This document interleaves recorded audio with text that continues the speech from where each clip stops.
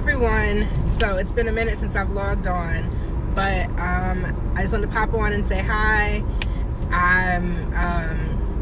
I wanted to address two things really quickly. One, when we mentioned we're in a seller's market, some examples, real life examples of that is number one, using a local known lender instead of one of the box internet lenders, because there are buyers or sellers that are not selecting buyers because they're using an internet lender that they're not familiar with, or they just really don't feel like the deal is going to happen.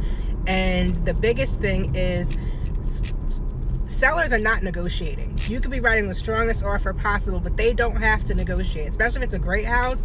There are agents that are closing the showings, within a day or two, just to stop from getting 20 and 30 offers for the seller to have to review.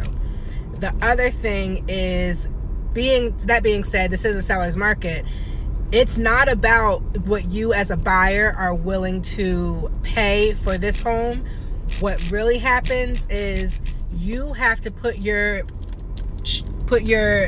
mentality in the fact of a seller. If I've got 13 offers and you come in at something lower and you're not giving your highest and best, that seller is not going to choose you. So I just had my client lose out on a home yesterday for these two reasons, because not that they didn't use a local lender, but because they got a pre-qualification instead of a pre-approval.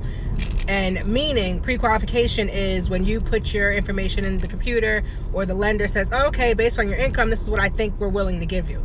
Versus a pre-approval is, I've actually done a background check on you. I've checked the information that you put in the application, and I basically said, you know what? If you find a house tomorrow, this is the loan I'm going to give you.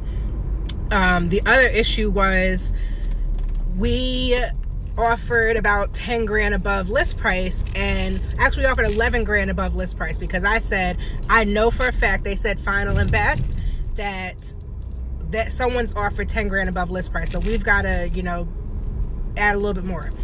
In reality, we could have gone 15 grand above list price. And had we done that, I feel like we would have gotten the house. However, my buyer wasn't comfortable paying that, just because of some of the work and some other stuff. So as long as you're okay with losing out on the house, knowing that if you are losing it by $1,500, that's more likely going to happen. People are losing houses based on $500, and it's not the two takeaways I take from that is, number one, it's your comfort level. Are you willing to lose that home? But the second thing is, the appraiser also will tell you the value of that home. So if we offer too much money, the appraiser is not going to appraise it. Then that's up to us as the realtor to go back and negotiate and basically say, you know what, we want to go back and negotiate the purchase price. Will you be willing to agree to that? So I think that's the biggest thing, that in a seller's market, you really want to use a professional, because number one, realtors are only ones that we have existing relationships, and we can be friendly with one another. However, we're also competitors, so we understand. But at the same time, you also want to make sure that you have someone representing you, because the deal can go sour in so many different ways, and you want to make sure you got someone on your team. So that's all I wanted to log on and say. Hope everyone's having a good day. Bye.